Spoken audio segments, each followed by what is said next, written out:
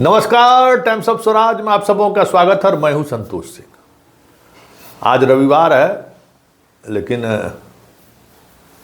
अभी बने रहना जरूरी है क्योंकि बहुत सारी चीज़ें ऐसी चल रही है ना जिसमें अगर सो गए तो फिर गए। इसलिए सोना नहीं है, अभी जगे रहना है, आंख नाक कान खोल के रखना है। बात हम सिद्धार्थ जी से कर रहे हैं। सिद्धार्थ जी देखिए, जीवन में जब आपको और ऊंचाई पे जाना हो या लक्ष्य कुछ और अच्छे बेहतरी के लिए हो तो आलोचक को भी आसपास रखिए, या ऐसे पत्रकार मित्र तो जरूर रखिए जो मित्र आपको हो क्या रहा है ना वो सही सही चित्रण आप तक बता दें, चाहे वो कितनी आपकी आलोचना क्यों ना करें। आप ग्राउंड जीरो पर क्या हो रहा है वो आप तक, वो उससे आप समझ सकते हैं। तो मेरा खबर बनाने का उद्देश्य सिर्फ यही रहता है कि आप तक वो बातें पहुंच जाए। हाँ, ये अलग बात है कि उस खबर में मेरा टेम्परामेंट थोड़ा कड़वा होता है, थोड़ा तीखा होता है, थोड़ा इंडिविजुअली अटैक होता है, ताकि आप, आजकल का ब्यूरोक्रेसी का चमड़ा बहुत मोटा हो गया है, समझे, साधारण बात से असर नहीं होता है। तो जब उस तरीके से अटैक होता है ना तब उन्हें एहसास होता है कि अच्छा ऐसी बात। तो इस तरीके से हमारी खबरों का आप लिया कीजिए, और मेरा कोई उद्देश्य नहीं रहता है। अब देखिए हो क्या रहा है, जितना आपका डीपीओ है ना खेला शुरू कर दिया है चॉइस पोस्टिंग का कि कहाँ कौन जगह देना है दीजिए। और जिसको आप हटाए हैं, हालांकि पाठक जी हम चलाए थे बीपीएससी वाला, क्या किया था मालूम है? जिस स्कूल में टीचर था ना उसी स्कूल में वो बीपीएससी वाला भी टीचर गया है। पंचायत में भी बहुत लोग हैं, अपने पंचायत में, अपने प्रखंड में, अपने गांव के आसपास बहुत सारा ऐसा खिलाड़ी निकला जो अपना स्कूले में करा लिया फिर से। तो जब उस बार टीआरई 1 में जब खबर चलाए ना तो टीआरई 2 में पाठक उसको कान पकड़ के भगाया, तब कुछ सुधरा। लेकिन वो ग्रुप अभी भी आपके यहाँ सक्रिय है। वो जो रेंडमाइजेशन वाला जो पहले जिसको काम दिए हुए थे फिर वो सक्रिय हो गया, सक्रिय है और खेला करेगा। और आपका जो डीपीएम है, डीपीओ स्थापना, उसे सेटिंग गेटिंग सब कर रहा है। देखिए, आप ऐप बनाए, ठीक है, आपने ऐप बनाए, अभी जानते हैं आपके ऐप में क्या परेशानी हो रही है। 8,000 से ज़्यादा आपको पंचायत है, बहुत सारा ऐसा पंचायत है जिसका नाम ही नहीं है। अब सब महिला शिक्षक सभी परेशान है, ऐप में उसका पंचायत का नाम ही नहीं है। आप बदल तो दिए कि भाई जहां आपका होम अनुमंडल है उसके अलावा आप कहीं भी आप अप्लाई कर सकते हैं। अप्लाई करता है, जैसे ही उसको रिजेक्ट कर दे रहा है। अब उस ऐप में अब क्या किया है नहीं किया है पता नहीं। आपका जो सॉफ्टवेयर बनाया है उस सॉफ्टवेयर में आप चेंज कर दिए।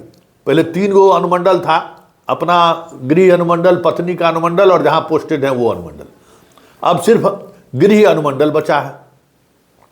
लेकिन 2 और अनुमंडल में जहां जैसे ही लोग फॉर्म भरता है, फॉर्म भरने के लिए खुलता है और अंत में नॉट एकेबल लिख कर जो है रिजेक्ट कर देता है कि आप इसके लिए योग्य नहीं है।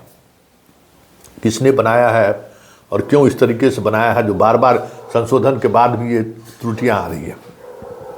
त्रुटि सिर्फ यही नहीं है, अगर शहर में मेरा घर है, पटना टाउन में मेरा घर है ना, तो हमको नगर निगम का ऑप्शन मिल रहा है, अपना अनुमंडल में ही ऑप्शन मिल रहा है। ये बताइए, यही खेला है।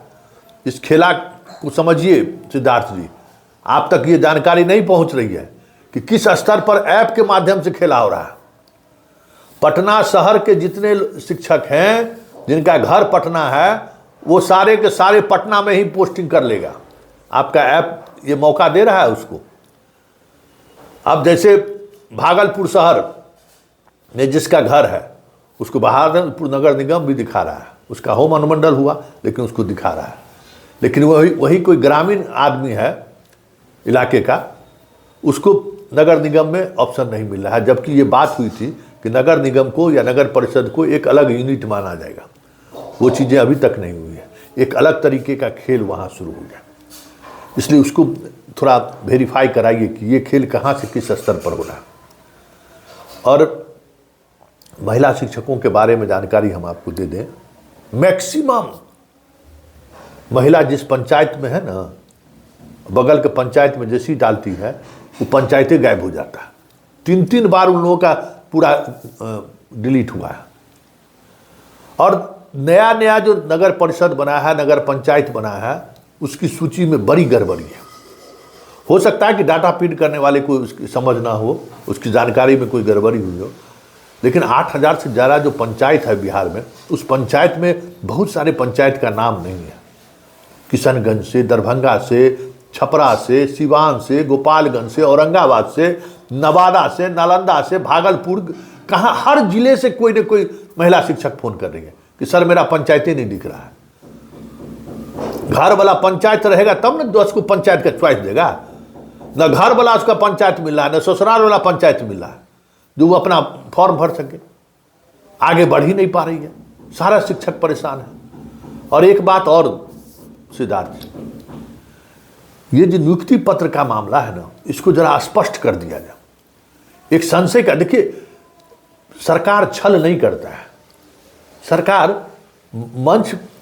का मंच पर बोलना अलग बात है, लेकिन अगर सरकार कोई कामकाज को एग्जीक्यूट करता है, कोई नियमावली एग्जीक्यूट करता है, कुछ फैसला लेता है, उसमें छद्मवाद नहीं रहता है, कोई छल छुपा नहीं रहता है। और ये चीज़ें दिख रही हैं कि नीयत सही नहीं है, ऐसा लगता है। आप देख लीजिए ना, आपने जो नियमावली के बाद जो आपने जो एक्ट संशोधन के आपने जो लाया संकल्प, देख लीजिए संकल्प आपने क्या लाया। फिर उसमें आपने जो नोटिफिकेशन निकाले उसमें क्या निकाले, और जो ऐप काम कर रहा है उसको निकाले। आपको नहीं लगता है तो कोई एक टीचर को आप किसी टीचर से सीधा संपर्क कीजिए। कोई टीचर जो आपके गुड फेथ का टीचर हो उसको बुलाइए, और चुपचाप आप दोनों आदमी बैठ के उस ऐप को मॉनिटरिंग कीजिए। आपको समझ में आ जाएगा कि किस तरीके से खेला हो रहा है। हमारे पास एक बात समझ जाइए कि हजारों हजार शिक्षकों का मैसेज और फोन कॉल्स आता रहता, फिर भी हम तंग नहीं होते हैं, बात करते रहते हैं, क्योंकि हमें जमीन स्तर पर क्या हो रहा है, कौन खेला कर रहा है, ये जानना जरूरी है। तब ना आप इलाज करिएगा। आप इलाज करने के बजाय में जो है पत्रकारिता का इलाज करना शुरू कर देते हैं, तो पत्रकार के इलाज करने से क्या मिलने वाला है।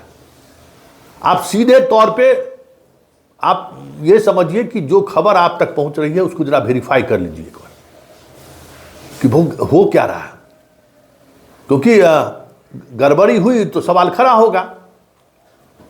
और ठीक है, एक अलग तरीके की आपकी समझदारी है, अलग तरीके की सोच है, आपने एक फैसला लिया है। ये बात हमको पता चल गया कि जितना ये सब हुआ है ना, उसमें इस पटना का नितमन सब का कम बड़ा योगदान नहीं है। जितना विधान परिषद सब है, सब खेला उसी सब का किया हुआ है। अब बहुत बात हमको पता चल रहा है ना, ये लोग अपने स्वार्थ में, हम आपको कहते थे ना कि जितना ये ट्रांसफ़र पोस्टिंग करा रहा है ये लोग, आप जो नियमावली आप बनाए हैं उस नियमावली का आड़ में सारा VVIP का बाल बच्चा पटना आ रहा है। और यही साजिश था। अगर आप इस साजिश को नहीं समझ रहे हैं तो आपकी समझदारी पर हम क्या कह सकते हैं कि ये नियमावली सिर्फ उन्हीं लोगों के लिए बनाया गया है जिन लोगों के लिए ट्रेन विलंब हो गया तो पूरा साहित्य सब्जेक्टिव बदल दिया। ये लोग सब्जेक्टिव में पास होने वाला बात बदल दिया। इतना स्तर तक लोग VVIP के शरण में ये लोग जाते हैं। और ये सब इसलिए हो रहा है सिद्धार्थ जी कि बिहार का समाज मर चुका है। लेकिन मर चुका है इसका ये मतलब नहीं है कि कभी जागेगा ही नहीं। आवाज़ तो उठेगी, और आवाज़ उठनी शुरू हो गई है। अब चीज़ें लोग समझना शुरू हो गया है। जिस दिन लोगों के दिमाग में निकल जाएगा ना कि अब बहुत हो गया, आज छोड़ो, अब हम भसा ही देते हैं, तो कभी कभी नहीं, अक्सर हम देखें तो ये मुखिया उखिया का स्तर के चुनाव में होता है कि हमारे पहलवान को, हमारे खेत में काम करने वाले आदमी को चुनाव मैदान में उतार कर बड़े लोगों को चुनाव हरा देता है लोग। अगर क्योंकि कई ऐसे फैसले सरकार के हुए हैं जिससे लोग बहुत ही आहत, इसलिए इस तरीके से मजबूर मत करिए सिद्धार्थ जी। बड़ा नुकसान हो जाएगा सरकार का, ये ध्यान रखिएगा।